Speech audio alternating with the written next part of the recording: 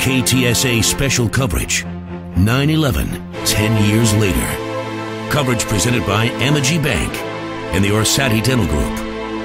When it comes to our go-to guy here on 550 KTSA and online at ktsa.com, anything that has to do with international terrorism and the knowledge of how we combat terrorists in our world today, well, we go right to Dr. Jeffrey Addicott at the St. Mary's School of Law and the Center for Terrorism Law, and he joins me here on our 9/11 special. Dr. Addicott, thank you very much for your time. My pleasure, Trey. Appreciate you being here. First of all, if you could, let's think back 10 years ago before we get into the legal side of it, the terrorism side of it. I just want to hear from you personally about where you were, what you were doing on that day, and what you went through on 9/11. Well, I'm a law professor at St. Mary's Law School, so I was preparing to go into the school to teach class that morning, and was watching Fox News and saw that a plane had crashed into one of the Twin Towers. And as soon as I saw that, I said, no, that's not an accident, because the initial things was, a jet aircraft had crashed into the towers by accident. I said, no, that's not an accident. And then when the second one hit, I was positive it wasn't an accident.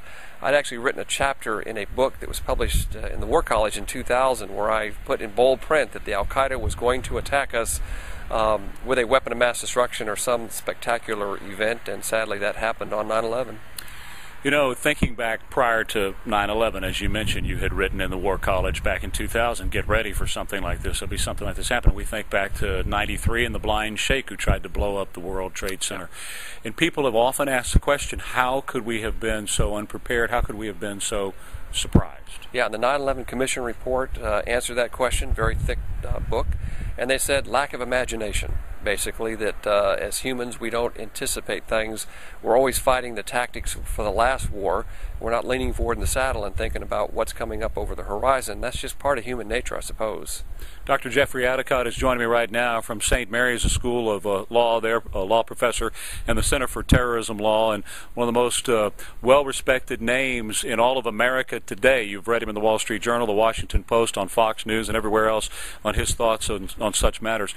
I think, when we think about the guys who were training here in the United States as well, they were in flight schools and they were learning how to fly little airplanes and what have you so that they could pilot these big planes. At that time, as you just referred to, a lack of imagination, we never would have thought of somebody from another country training to learn how to fly here in the United States that their eyes would be on a huge terrorist attack. At that time, we didn't think that way. Well, a lot of people thought about it, but it just didn't reach the consciousness of our government. We had actually set up walls where the intelligence people couldn't communicate with law enforcement because we were concerned with political correctness, in my opinion. And that came back to haunt us because each different part of our government had information about these people, but they weren't sharing the information. That's one of the things the 9/11 Commission talked about, and that's one of the things we have corrected. We developed the Department of Homeland Security to try to consolidate information, and we've been very successful at breaking up a number of radical Islamic extremist sleeper cells and individuals in this country before they could attack us again. In your professional opinion, and maybe your personal opinion, why us? Why the United States? Why did and does Al-Qaeda, what's left of them now, want to attack the United States and kill Americans? Yeah, Osama bin Laden basically in 1996 and again in 1998 declared war on the United States because we're the leading power in the world. We are the leading democracy in the world. He sees us as a threat.